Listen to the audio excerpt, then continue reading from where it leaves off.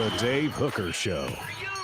A presentation of Off the Hook Sports. Objective insight, expertise, top guests. Available on YouTube, Apple, Spotify, and the Off the Hook Sports app. Download now for free. Also available on offthehooksports.com. I compute and obey. Now to Dave Hooker. Ready. Well, despite some of the rumors that perhaps I was incarcerated or going to rehab or whatever, it was just a vacation. Hello, everyone. He is Caleb Calhoun. I'm Dave Hooker, and we're off and rolling. And this, to me, is in a lot of ways the beginning of football season because we'll have coverage of SEC Media Days. We're going to start to get selections of Tennessee players and other SEC players that will go to SEC Media Days.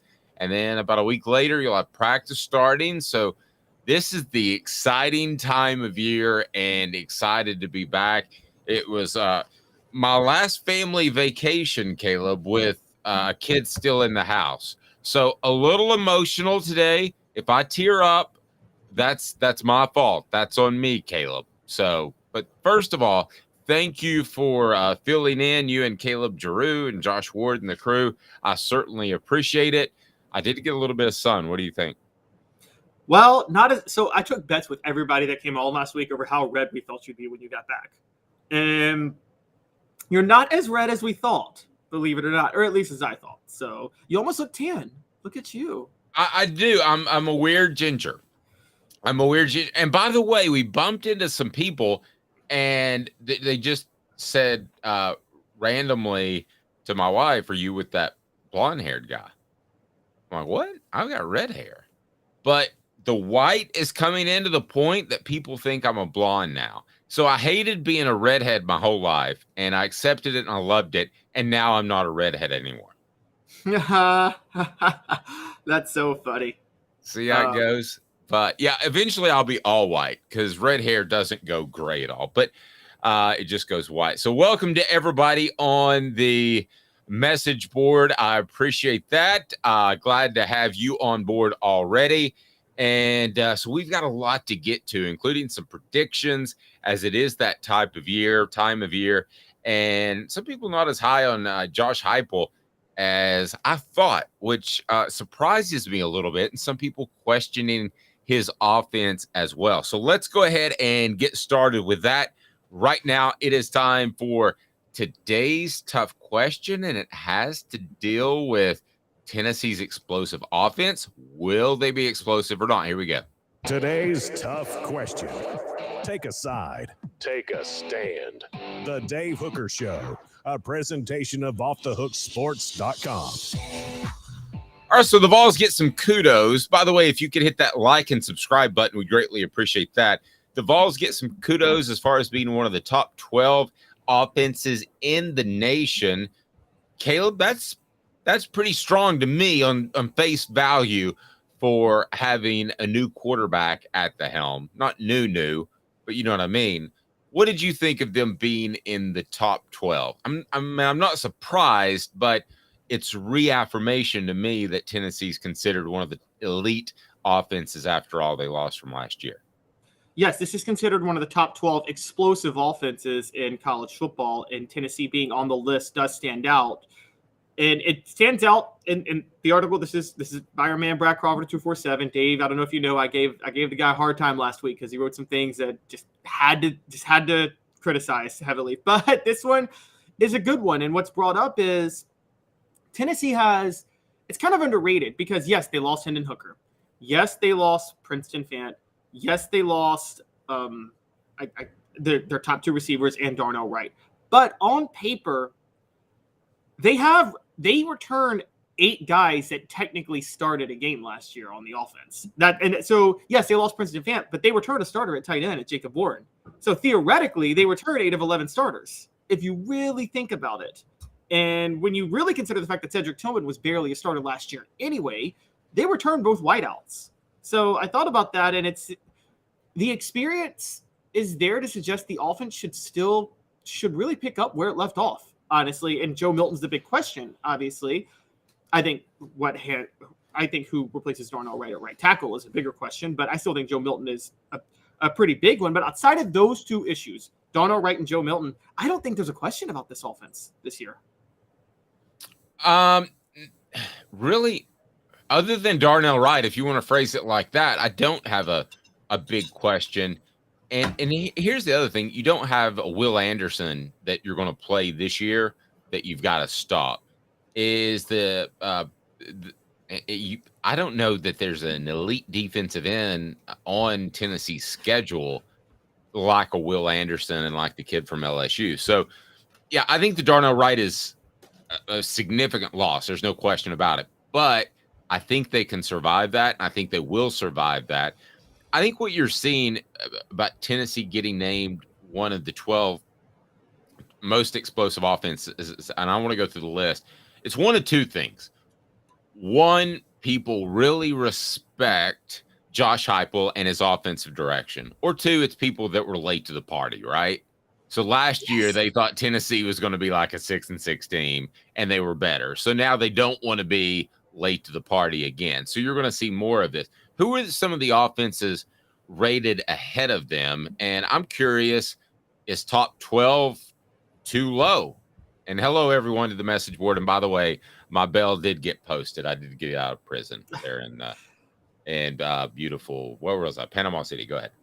So this actually doesn't take into account, this doesn't rate them, it just lists them all together. But other ones on there were LSU, again, where this is the LSU Homer page, apparently, Dave, but I don't think that's shocking that they're on this list. No, let's go through the list real quick if we can. So I actually believe, I'm not a Jaden Daniels guy yet. I may be at the end of September. I like him. So I think Tennessee will be more explosive, significantly, actually, who will be a little bit more ground-based. So I will say that Tennessee will be more explosive than them. You? Yeah, I'll say they'll be more explosive. I don't know if that necessarily means the offense will be better, per se, but I think it'll be more explosive. Agreed. All right, what do we got next? Next, we got Washington, which, again, don't sleep on Michael Penix Jr. Again, almost ended up at Tennessee and had committed to Butch Jones back in the day. Just imagine the magic Butch Jones could have done with him. Yeah, saved him all kinds of money on haircuts. I think they'll be more explosive than Washington. I think so, too. Is there a thing with the Pac-12 North, though, where no, actually, I take that back, because Pac-12 North actually has some defensive-oriented teams, Stanford, now Oregon, so... Yeah, they'll be more explosive. Penn State on the list. I'm not a James Franklin guy. I think Tennessee will have a more explosive offense. But they are low. This is going to be the best offensive line Penn State's ever had. So just saying, watch out for that. I just feel like every 3 years we get jazzed about James Franklin. Okay. Who else we got? Oregon. I don't know. I'm going to go ahead and tell you, I don't know Oregon's personnel well enough. So I'm going to abstain in that one. Who are some SEC? Any other SEC? Yeah. We're going to SEC in a couple of seconds. I was just naming them, but I'll tell you right now, Tennessee will be more explosive than Oregon. They have a defensive-minded coach, and you know enough about the SEC to remember Bo Nix as their quarterback. Fair enough. Who's getting Heisman consideration for some reason. This is wild. Now, this one threw me off. Now, last week there was another list that had Tennessee second to this team in the SEC in explosiveness. And I want to know where you come in, Dave, on this. Georgia's on this list. Now, I know Georgia's got a great offense, but I never thought of their offense as explosive. But a lot of people think it's going to be explosive this year. No, but they actually scored a lot more points last year when Stetson Bennett came into his own. It all comes down to Carson Beck. And Carson Beck's more of an unknown than Joe Milton, so I would lean towards Tennessee in that regard. Georgia is sneaky explosive, if that makes sense. They're still going to run the football. Who else is on there? Yeah, I'm dropping them, though, because they have a new offense coordinator by the name of Mike Bobo that I think every Tennessee fan should celebrate, and he's not going to be explosive. No, you're not a Mike Bobo fan. The rest of the list brought to you by our friends at Zen Sports. Zen Sports is the new sports book in Tennessee, revolutionizing the way you earn sports betting rewards. That means no more deposit bonuses that turn into deposit nightmares. On Zen Sports, what you see is what you get. And with their cash rewards program, you get a lot of cash for a welcome bonus. Earn an unlimited 5% cash back on your betting volume for your first 15 days. when you sign up with the code hooked, that's right, unlimited 5% cash back. Keep betting, keep earning with up to 3% cash back on your betting volume every month after that. And refer friends as well, and you can earn a percentage of their betting volume as cash rewards too. Zen Sports bringing the cash back to Tennessee. So if you bet big on sports, you want to be betting on Zen Sports. Zen Sports betting just got better. Who else is on the list? All right, so I think this is a living in the past name because it's Alabama, and I don't think Alabama's going to be on this list this year. You know, I think they'll be more explosive than last year because I think they had a down year in skill position players, but you don't have Bryce Young who bailed them out. So, and I think they want to dial it down and be more ball control. So it surprises me that they're even on this list. Yeah, I think this seems like this is who Alabama's been the last 10 years under Nick Saban. So we just think they're going to be that way. And I'm with you. I think that I think they're trying to slow it down a lot. And I don't think they have a quarterback to be explosive. On the other end, there's Florida State. I'm low on Florida State, but even though I'm low on them, I could still see their offense being explosive with Jordan Travis and playing in the ACC. In the ACC, yes. The last words you said are the most significant to me. Who else? Yes. I always Josh Heupel, Circle West, USC. They're going to be explosive. Well, yeah. I mean, you've got the Heisman Trophy winner. That was the one you were going to mention. That's really tough to make an argument against. I mean, you've got the Heisman Trophy winner. So who else? Yeah, exactly. And then another one that shocked me, Michigan. That's a ball control team. They're not explosive, really, are they? Don't get that at all. Don't get that at all. So how many do we have left? Because I've got Tennessee around the top 5 right now. That's all 12. Sorry. There's two more. Excuse me. I misread. Texas on there. I am very low on Texas, very low on Steve Sarkisian, and very low on Quinn Ewers. And I'm going to address that later in the show. But yes, so Tennessee. Quarterback issues, no way. So, and what was the last one? Last one is Ohio State, and they have a track record, so I'll give them that. Yeah, and they just have great receiver play. We don't know who the quarterback's going to be. I mean, we know, but we don't know if he's going to be as good. So where would you put Tennessee on that list if you were ranking them? I mean, in terms of explosiveness, okay, so the only teams that have a case are Ohio State, USC.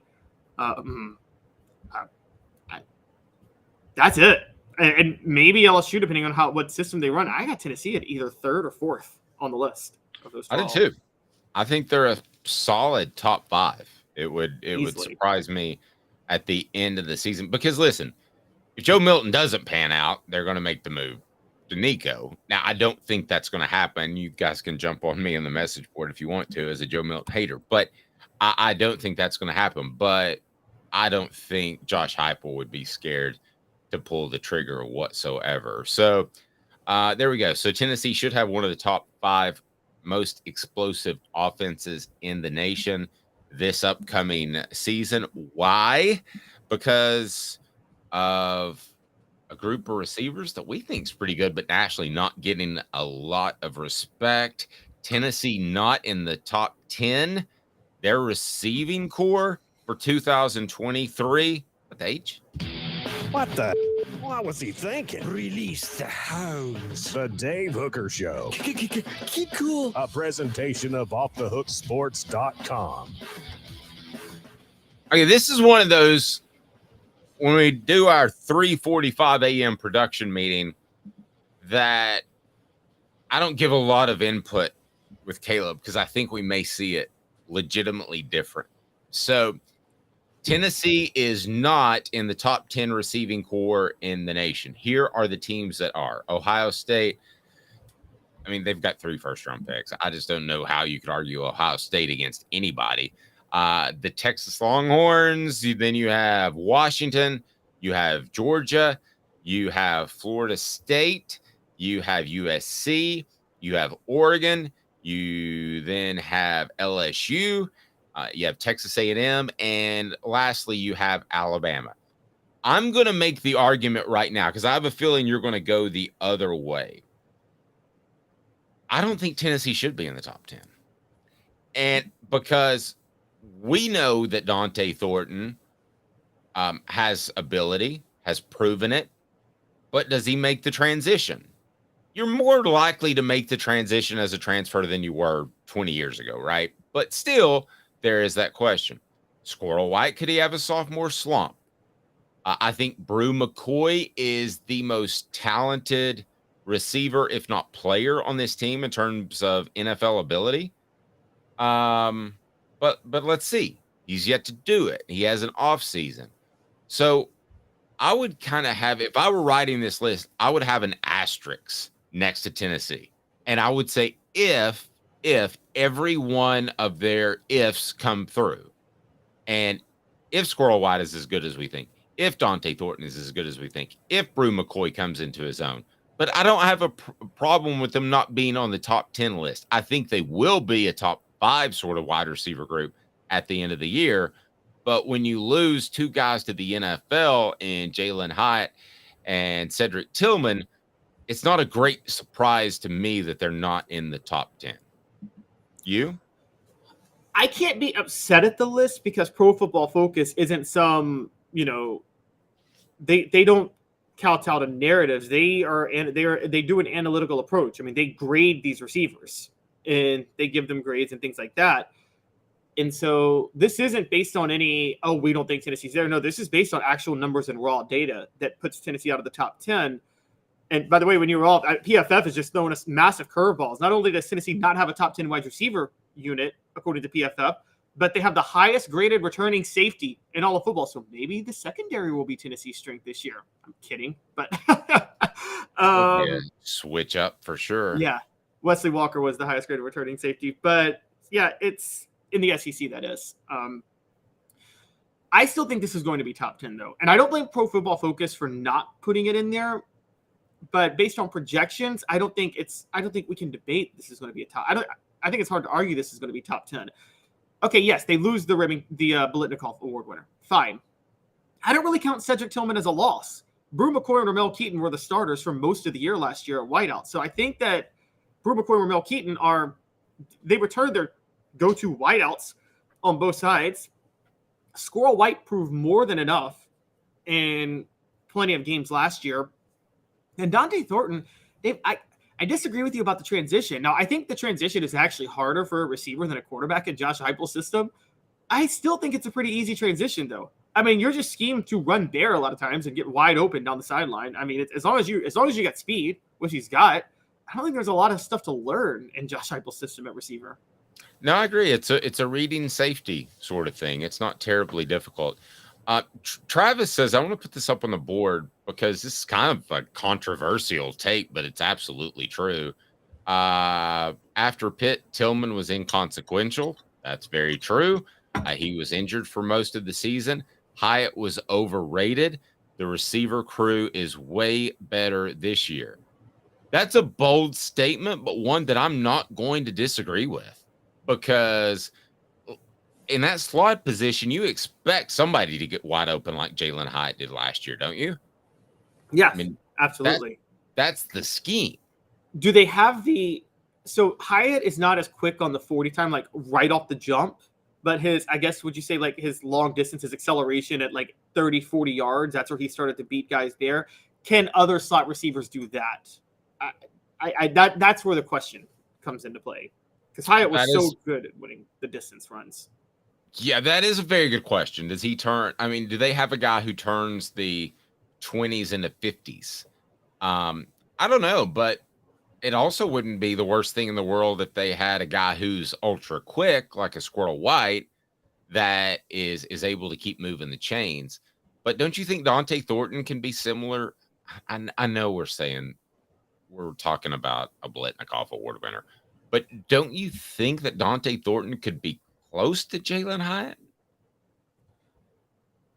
Yeah, I mean, I think so. I'm pulling up. So Hyatt's 100-meter dash, funny enough, because I think the 100-meter dash matters than the 40 time if we're judging receiver speed at slot and Heupel system, quite honestly.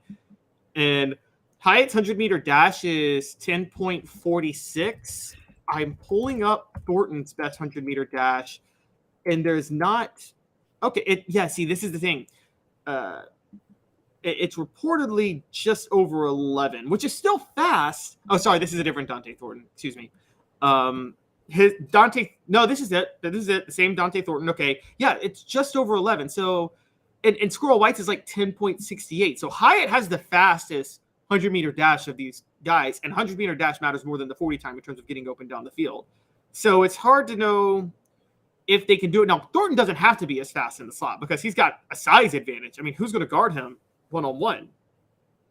I don't know. Another take from the message board where Rocky Top Tom said, Hyatt isn't overrated. He fit the system like a hand in glove. That's not being overrated. That's perfectly fitting the system and excelling in it. I jive with that too. I think you're both right. But I think there are other people that can do that. It's kind of like a running back in the NFL. I think there are other people that can step in and do that, what Hyatt did last year. I'm not saying he's going to break every sort of record, and I think it's going to be split. I made a couple of phone calls over vacation. I think it's going to be a little split between Hyatt and Squirrel and Thornton. So I don't think that you're going to have a situation in which Hyatt's just kind of the guy, and he had to be the guy last year. But that surprises me that Jalen Hyatt's, and you said his 100-meter was what again? It was 10.46, I believe, which was much faster than Thornton's or Squirrel White's. Squirrel White's was, I think, 10.68, and Thornton's was 11.02. Yeah, but right now, if you had to pick between Squirrel White and Dante Thornton in this offense, who would you take? That's a whole different question, isn't it? I was driving the Dante Thornton train the whole time, and then spring practice happened, and it looked like Squirrel White did not give up his position at all. And so I can't really knock Squirrel White at that point. So at this point, I'm going Squirrel White. And Dante Thornton, that's not incredibly fast. You know how fast Fred White ran when he came to UT as a cornerback, not a safety? 40 time or 100 meter? 100 meter. I'm going to go, I don't know. What is it? I have no idea. I don't want to disrespect Fred White by saying it wrong. So I know. Don't call him an overachiever either. 10.2. So 10 point. That's faster than Jalen Hyatt's. Yeah, he was winning like track events all over the country. I don't know. A lot of people don't think of Fred like that. Could you imagine him as a receiver? I mean, just like throw it down the field and he's going to catch it. I mean, him in this system playing receiver would be incredible. So it's funny you bring this up about receiver, though. So I'm curious. In Josh Heupel's system, is receiver truly like running back? So, for instance, if this is an NFL team and Josh Heupel's your NFL coach, does a receiver carry the same value as a running back in the sense, the best value deals you can do is trade a running back for a lot of draft picks in the NFL? Do you do that with receivers if you have this team in the NFL? Because are they replaceable? Yeah. I'm going to say no because they're replaceable.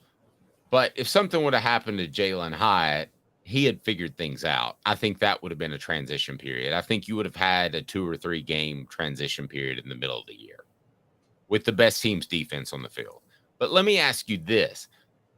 If Tennessee, if one guy decided to transfer tomorrow, Squirrel White or Dante Thornton, which would hurt Tennessee more? And it's brought to you by Andy Mason, AndyMasonRealEstate.com. Andy Mason is absolutely the best. He's my realtor, should be yours. Best service, best prices in the biz. It's just that simple. AndyMasonRealEstate.com. I'm about to purchase a home, and Andy's the first guy I call right after the pre-approval.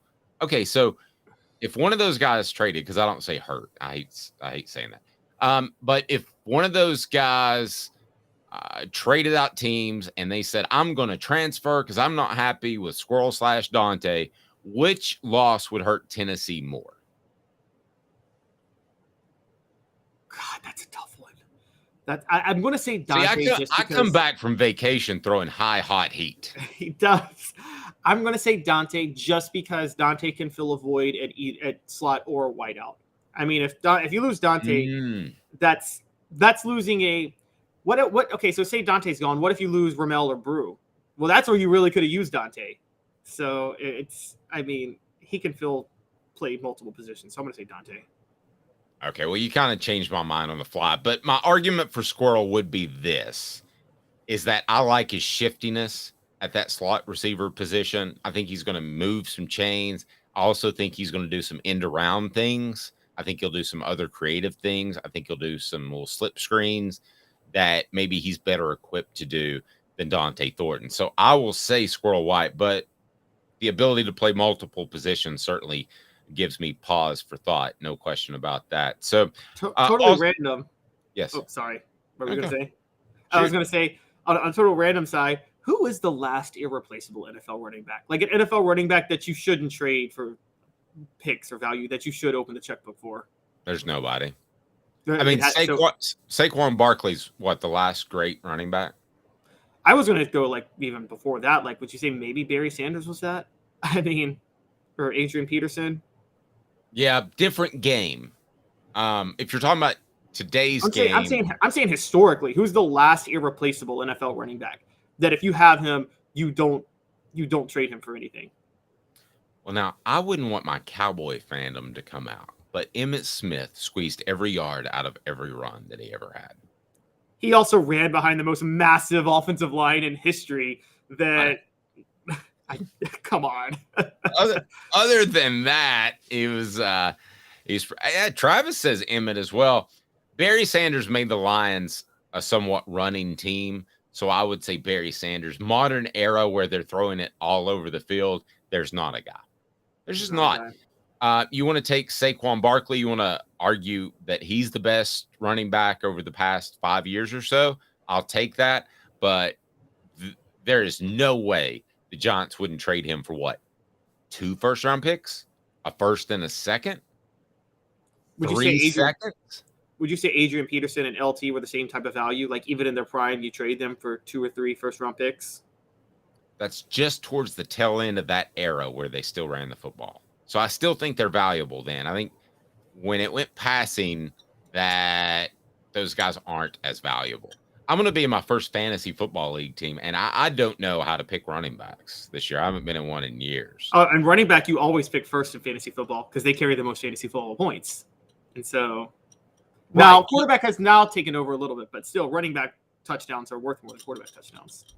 Right. You know, the one guy who I went completely out in left field all by himself and picked a receiver. I'm sorry, he picked a quarterback number 1 and a receiver number 2 and won the league. Do you want to guess who that was? Somebody picked Peyton Manning and Demaryius Thomas. No, it was I'll give you a hint. Their first names are Tom and Randy. 2007 Tom Brady, Randy Moss. And it circles back to it was Fred White. And I called him absolutely crazy for not taking a running back number 1. He goes, "You wait and see." And he won the league because they set every record known to man.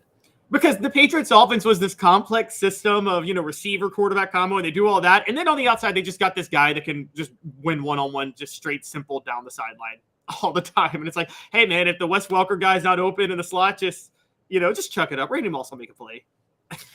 Pretty much 2 minutes, and then I'm going to tell you not only who our next Celebrate 98 guest will be, and it was incredibly entertaining. I recorded that on vacation, so it's going to drop today.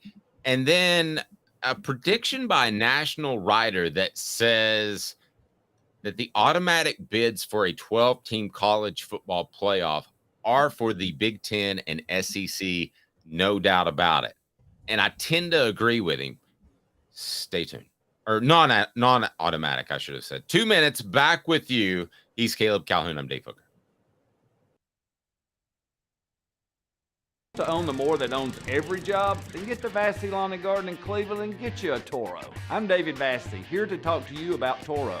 With a Toro Zero Turn, you'll get more out of every minute and you'll reach the finish line faster. At Vassey's, we like to say, no matter if you're mowing 3 acres a week or 11 lawns a day, homeowners and business owners alike find confidence in equipment they can trust from top to bottom. Vassey Lawn and Garden, Highway 60 North in Cleveland. Man alive, it's worth the drive. Hi, Mike Davis here with City Heating and Air, reminding you to always dare to compare.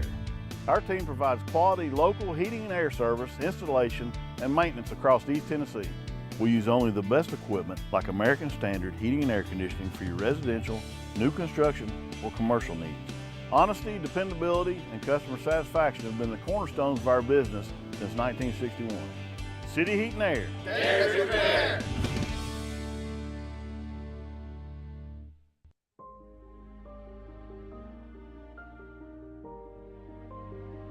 Our family has been creating one-of-a-kind pieces of jewelry in West Knoxville since 1986.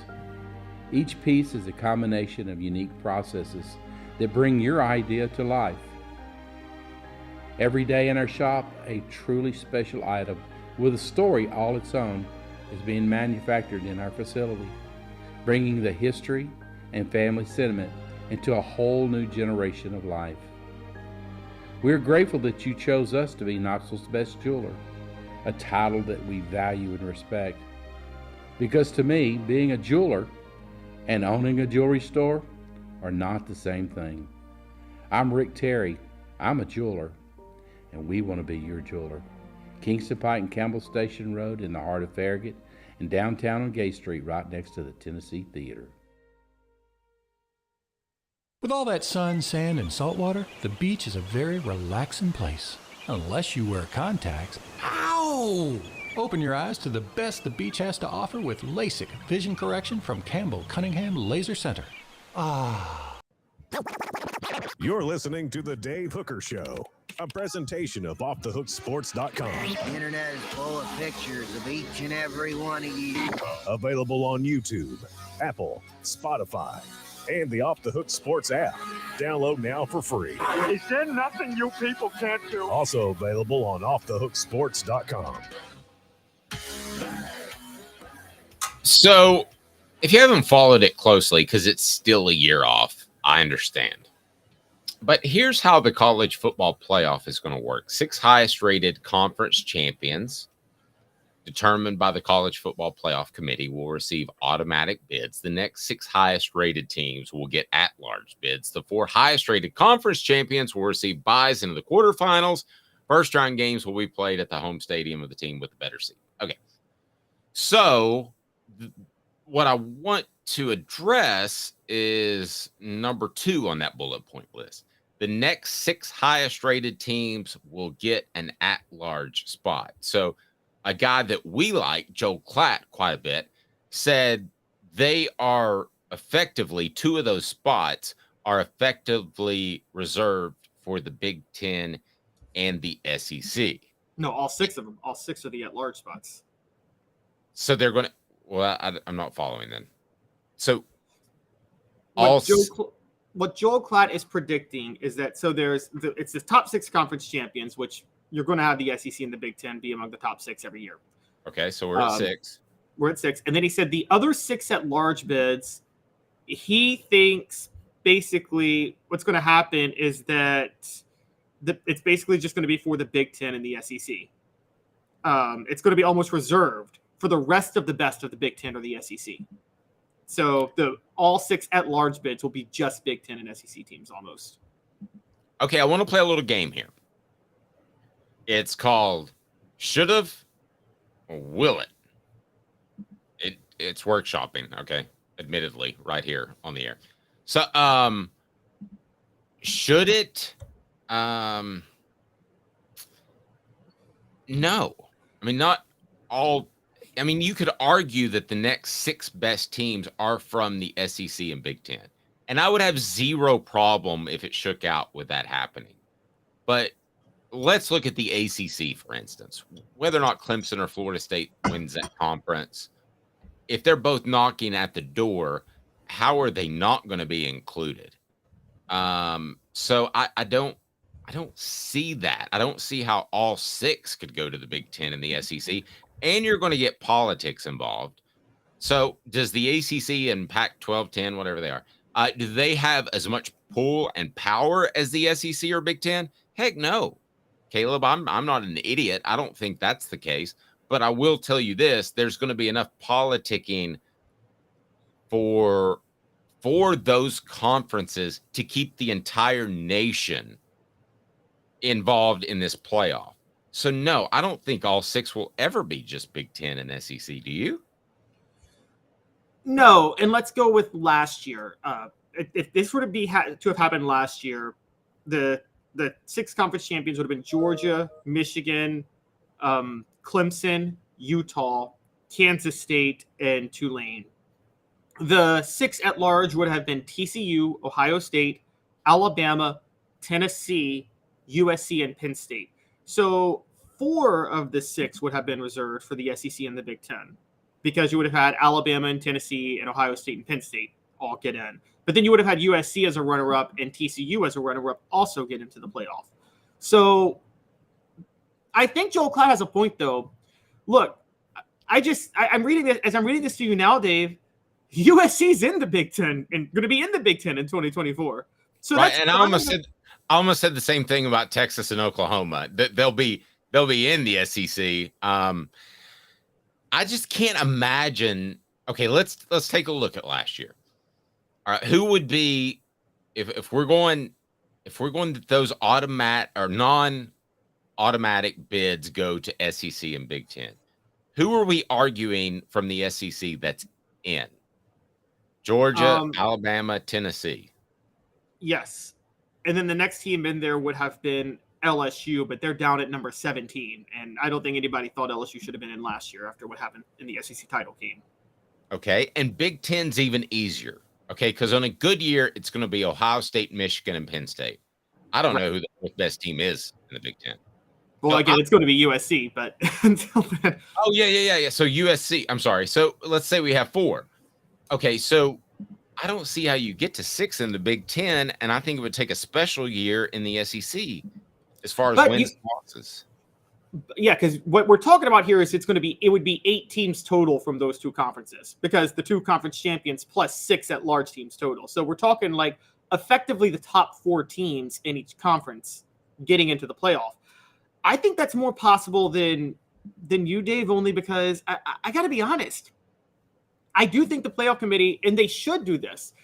There's so much democracy at work to allow 6 conference champions, which is in a 12-team playoff is kind of laughable because, one, they already give priority to conference champions. So the idea that Tulane at number 17 or wherever should have been one of the automatic bids it's hilarious to think about.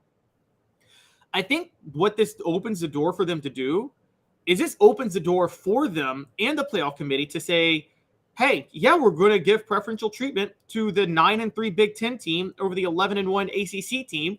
And if you got a problem with that, you should have won the ACC. You can't say we didn't. You can't say we excluded you because you could have won your conference to get in. This is a way for them.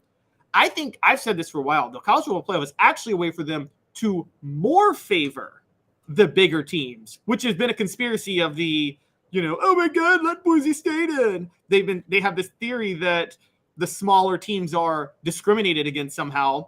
And what I'm trying to make the case is I think the expanded playoff is actually just an excuse to more favor the big teams so they can shut the smaller teams complaining up. Really. That's fair. I don't see a day that there are 4 Big Ten teams that can make this thing. I mean, there would have been last year. What? There would have been last year. That's what I'm talking about. Ohio State, Michigan, Penn State, and USC all would have made it last year. Yeah, I've left out USC again. Well, I mean, the more we work through the argument, I guess he's got a point. I think the SEC will beat up on each other, though, right? Yeah, I mean that's the thing. Are you gonna take a 9-3 SEC team for an at-large bid or a 10-2 ACC team for an at-large bid? You're taking the 9-3 SEC team. Yeah, every time. I would too. And on the message board, Travis, I don't think USC is better than Ohio State and Michigan. Just if I misspoke there, I think they're very comparable to Penn State. Very. And I think Ohio State and Michigan will still rule the roost in the Big Ten, even with USC and UCLA in there. So, I believe politics will keep this from happening. I believe that they'll get a second team, be it Oregon or Washington or whoever, that will bring you in more TV viewers nationwide. I think politics will be involved. I think the politics is the automatic conference bids. That's the politics of it. Because there shouldn't be 6 conference champions playing for this thing. Right, but I'm talking about moving forward. If they're in a room and they say, hey there, we've got this 12th team, and we can go with Oregon or we can go with LSU or Southern California. I think they would go with Oregon. See, I or don't think Washington. they would. You don't? I think no. I think when it's 4 and 5, they can choose that path of least resistance and go politics a little more, or they feel like they have to. I don't think they feel that. I don't think this committee. I don't think they want to do that. I think they want to go with the best teams, and they know the best teams are in the SEC and the Big Ten. I think the 12-team playoff allows them to do that. They don't have to worry about politicking anymore because they can go to Oregon and they can say, "Hey, your Magic not in. You should have won your conference," and they can just straight up say that to them now. No, very fair. Very fair. I agree with all that you just said. Here's the other thing that we haven't factored in. Nobody has traveled like Southern California is going to travel and UCLA are going to travel. How much of a wear and tear does that have on the body in November? Now, I know these are young men, but I can tell you that I got wear and tear just driving to Florida and back. So, and that, you're going to have to go out there probably a Thursday night, stay a Friday. I mean, does USC and UCLA, do they lose a game just because they are making this unprecedented travel schedule? I think one of the two every year will. I think they'll cruise out to Rutgers, bad example, but they'll cruise out to Rutgers or maybe it's a Penn State, or maybe it's an Iowa or whoever. No, not Iowa. Who's a middle of Penn State and Ohio State are both on Eastern time, so that is a 3-hour time difference between USC and Ohio State or Penn State. Yeah, and just being on the plane. So I think that'll cost them a game a year. And Travis said too, going back, not bouncing back between topics. He said they'll never allow 4 SEC and 4 Big Ten teams in the same playoff. I tend to agree with that, right or wrong. But isn't that going to cost them a game? That much travel, having to come east? I mean, yes, but you could also say it might cost one of those teams a game having to fly out to USC for a game every now and then, because it's think about let's go with the NFL for a minute. Let's say, the NFC and the AFC West, let's take the AFC West, for instance. Kansas City is in Missouri, and then the rest of the teams are on the West Coast. I don't really think it messes with Kansas City to have to fly out to play those games. Now, it's not. So, I mean, now again, losses aren't as impactful in the NFL, but I would say now losses aren't going to be as impactful in college football. If you're in the SEC or the Big Ten, a loss is now like a loss in an NFL season rather than what it used to be in a college football season. I'll say one thing. I know that every school has chartered flights, but if USC and UCLA don't have a plane that says "Fight on" or "Go Bruins" or something, so that when they fly into town, it's more marketing dollars, they're missing out on something big. They should make USC and UCLA showing up in your town a big deal, because let's face it, a lot of the Big Ten cities are really boring.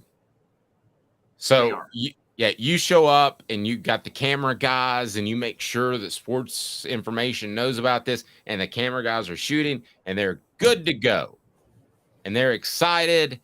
And then you've created an event, not just a football game. It's funny. That's what fans hated. I will never forget during the USC raid in the mid 2000s. Your traditional SEC and Big Ten fans hated the Hollywood nature of USC, but it's like Pete Carroll was so smart. He embraced that. He knew the Hollywood aspect of USC is what would sell USC to recruits and keep the kids in California rather than going to Colorado. And do you remember that, Dave? Remember how much that annoyed SEC fans, the Hollywood love of USC? But it's like, why wouldn't they take advantage of that? You take advantage of what you have. Amen. Amen. And I think when they fly in, I would have a big red and gold plane. I don't know that UCLA is committed enough to do that, but have Snoop Dogg getting off first and shaking hands with everybody. Yep. Exactly. I'm not even joking. That's what I would do, because you need to grow your recruiting footprint. There are a lot of guys, let's face it, that are born in Pennsylvania. And if you went to them and say, you can play in the Big Ten, your parents can see you, and you can play in LA with that type of money, they're going to cruise. I mean, Southern California might never win a Big Ten title, but they're going to affect Michigan and Ohio State's recruiting. There is no question. Yeah, and USC is almost. I'm not going to go here, but they're almost a Notre Dame where they have to go national, because despite all the talent in California, Dave, you know this. California is the anti-Louisiana. Kids in California don't feel any loyalty to that state, to staying in that state to play college football whatsoever. They'll go wherever to play, usually. No, you're right. Portions of the program brought to you by Vassy Lawn and Garden. Man alive, it's worth the drive. Whether or not you're coming from Knoxville, Nashville, Chattanooga, Vassy Lawn and Garden. Man alive, it's worth the drive. Toro, count on it. That is Vassy Lawn and Garden in Cleveland, Tennessee. So certainly check them out. And then we had coaches with no national titles ranked ahead of Josh Heupel. Now, this according to 247 Sports. And I don't have a problem with two of the names that might surprise you. But the three ahead of Josh Heupel are Steve Sarkisian, Mike Norvell, and Ryan Day. Ryan Day, even though you and I see holes in that, has accomplished more than Josh Heupel to this point. I got no problem with that. Steve Sarkisian, I think it's a coin flip. If I were an AD, I would hire Josh Heupel over Sarkisian, but I think that's a coin flip. And then Mike Norvell kind of surprises me. What do you make of those three cats being ahead of Josh Heupel? If you're an AD, in what order are they on your list as your next head football coach? They're all behind Josh Heupel to me. I think the coin flip are the other three. So the other three are Lincoln Riley, Brian Kelly, and Jim Harbaugh. Lincoln Riley's my coin flip. I got Brian Kelly and Jim Harbaugh maybe a little bit ahead of Heupel. I think Heupel is clear-cut significantly better than Ryan Day, Mike Norvell, and Steve Sarkisian. And I think Steve Sarkisian and Mike Norvell, those bother me the most. Mike Norvell just stands out to me the worst. I mean, again, the guy had 1-10-3 season at Florida State, and we're acting like he's Nick Saban down there now. I mean, I think he's the most overrated coach on this list, and I'm having trouble figuring out who's more overrated between him, Sark, and Ryan Day, because I just think all three of them. I think people are figuring out that Ryan Day is overrated, but they're still ranking him based on accomplishments. But Dave, if you're starting a program, Ryan Day's nowhere near the first person I'm calling if you're trying to rebuild a program. I'm gonna debate that with you, and I'm gonna tell you why. And it's brought to you by Craft Treats. Go to crafttreats.com. They've got the chill pills with the CBD derivative. Please use the promo code Off the Hook. That's Off the Hook. It'd be nice if we get all these promo codes to be the same one, but Off the Hook, and you'll get 20% off.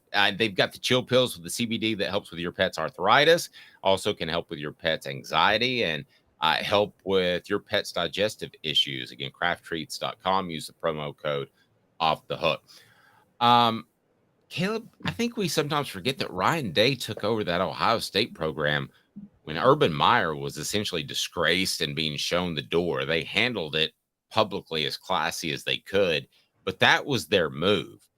Josh Heupel's took over a program that was a complete disarray. I think that sometimes you sell Ryan Day short a little bit on what he's done. Do we think he's an upper level head coach, like a multiple championship winning head coach like Kirby Smart or Nick Saban? No.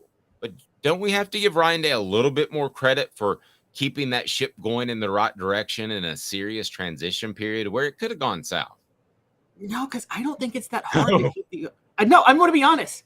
I don't think it's that hard to keep the Ohio State ship going. Okay, I'm going to say this. I've said a million times LSU's the best job in America, and that's why Ed Orgeron could win a national championship there. I don't think Ed Orgeron could win a national championship at Ohio State, but I bet he could win a Big Ten title every year. Just because of the nature of recruiting in Ohio State and the lack of competition in the Big Ten. And I'm sorry, this day and age with recruiting, going 2 years in a row without a Big Ten title is a major, major black mark on Ryan. You should win it at least every other year if you're Ryan Day. And look, Dave, come on, be honest, between me and you. How much better of a job is Ohio State than Michigan? I think significantly. Yes, significantly. Michigan has a little bit of that we're too good to be playing football sort of thing.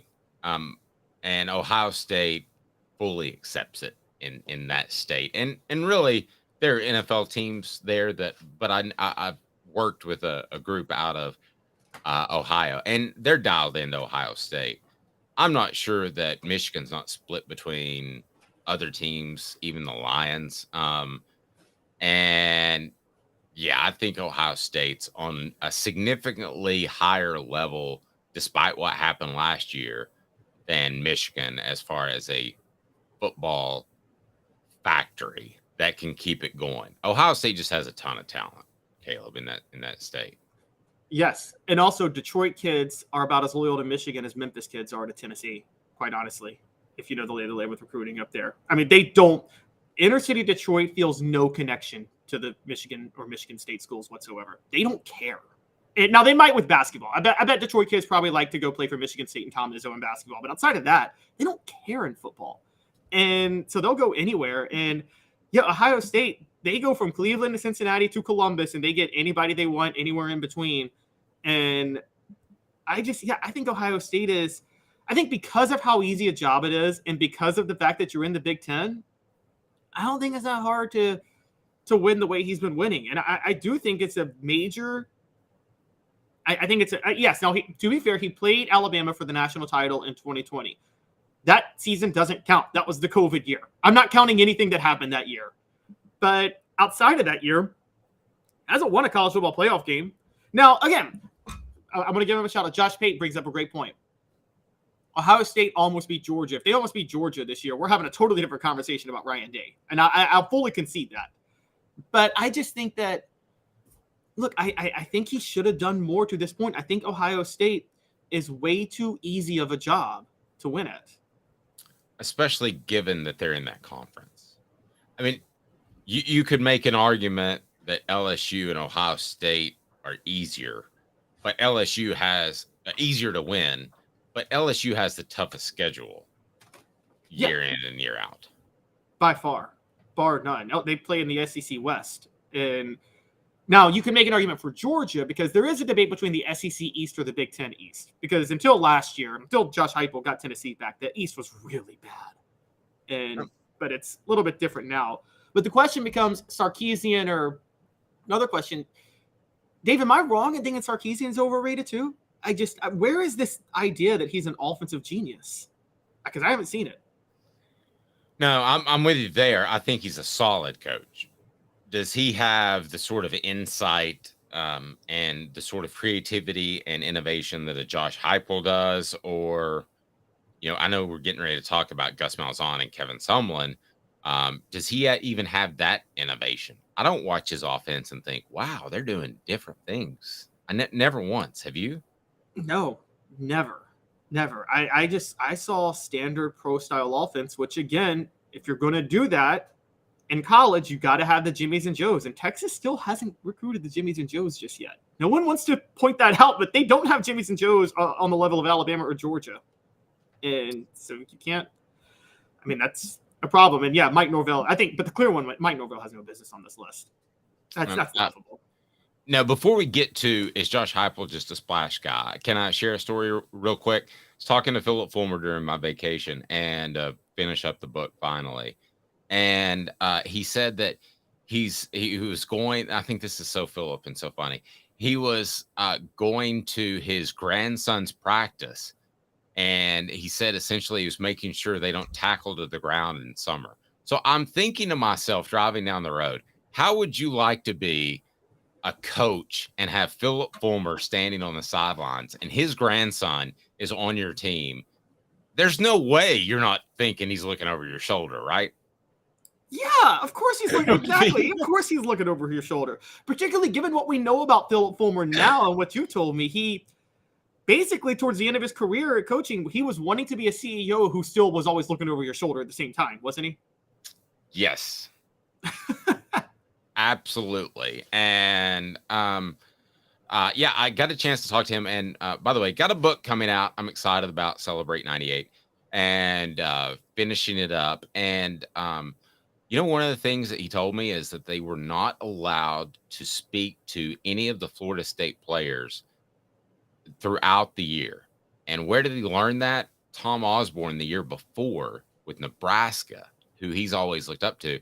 But the last day they told them that they could just say whatever they wanted to. And they got in Florida State's face at an event. They have all these team events. It's just a great story. Hopefully I do an adequate job of telling it. 4 downs now. I mentioned Malzahn and Sumlin as I got sidetracked, but here we go. 4 downs brought to you by City Heating and Air Conditioning.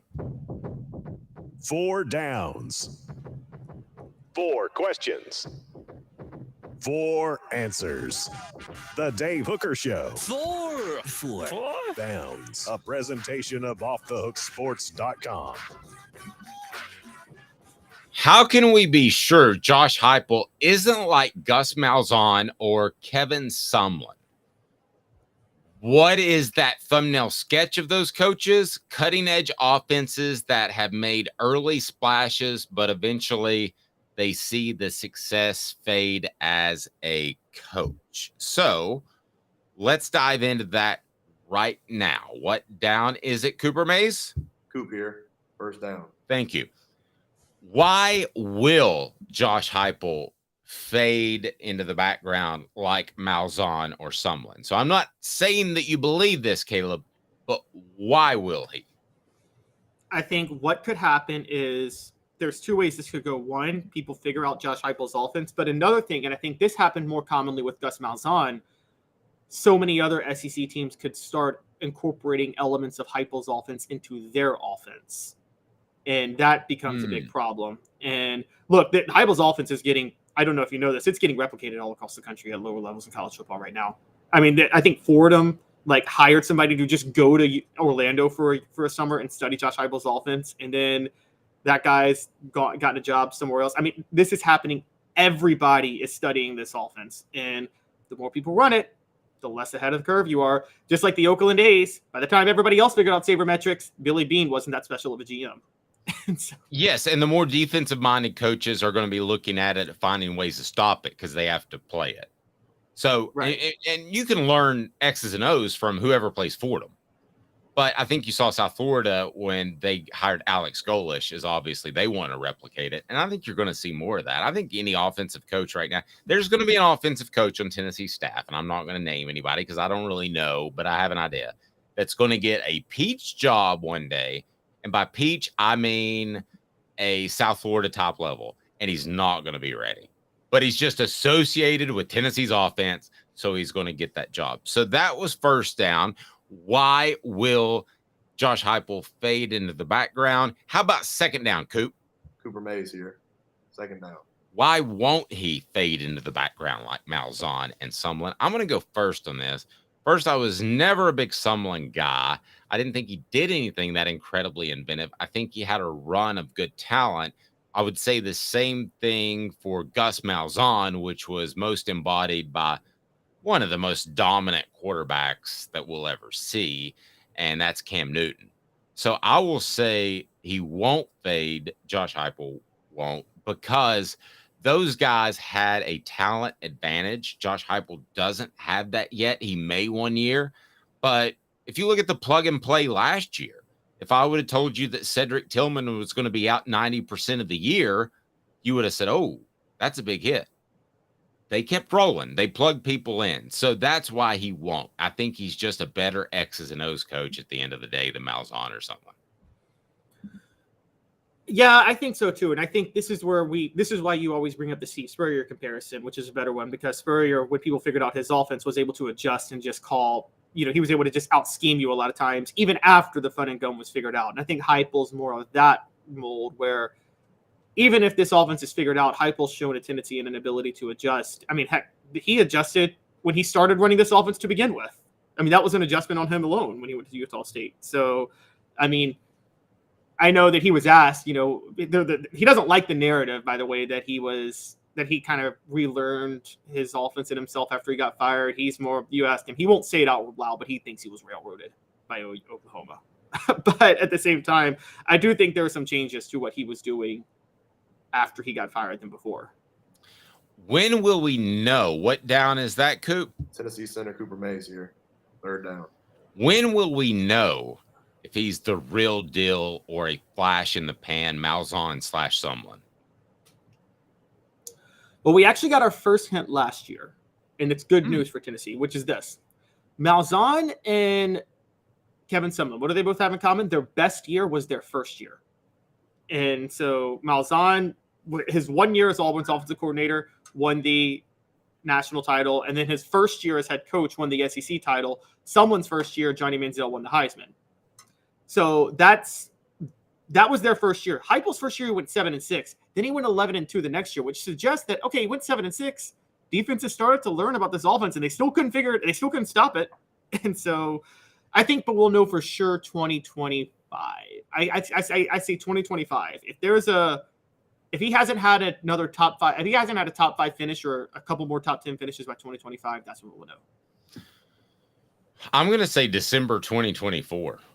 We'll know whether or not he's a flash in the pan that got hot with some talent up front, in particular on offense that he inherited, because you have to rebuild that whole offensive line. And if he's able to do that, then I think that's an incredibly positive sign for Tennessee, because Tennessee can run the football. Right now, they've been able to do that, and they have to continue to do that to make those safeties concerned and play a little bit too close to the box. So I think we'll actually know in about 16 months. I don't think it'll be that long at all, or 18 months, or whatever the number would be. So, Coop, what down are we at now? Keep us straight. All SEC center Cooper Mays here. 4th down. That's right. He was all SEC center. He wasn't postseason, but that's ridiculous. Final verdict. What is your final verdict? He will be significantly better than Malzahn or Sumlin, or he won't. My final verdict is he will be.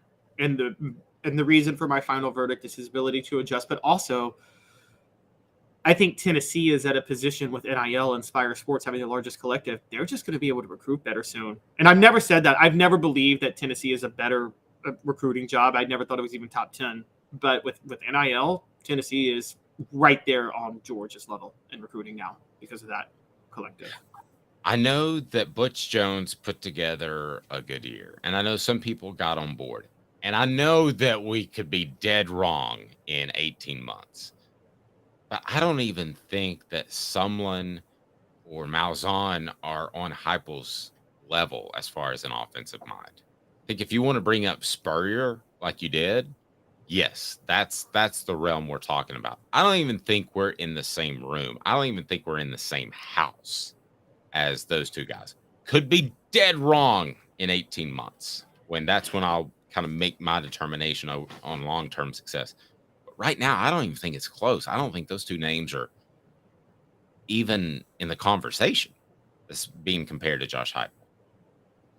Yeah, I think I have to agree with you, particularly with Kevin Sumlin was more his offense coordinators anyway, because he never replicated his success after Cliff Kingsbury left, honestly, as Johnny Manziel's offensive coordinator.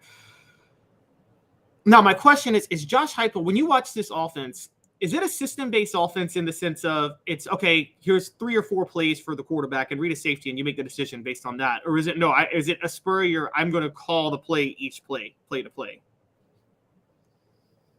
I think that it's both. I think it's a great system. I think that he is a innately good play caller, which you either are or you aren't. And I know that, there's a debate, was Alex Golish calling the plays and that sort of thing, but essentially play calling is overrated, which sounds crazy.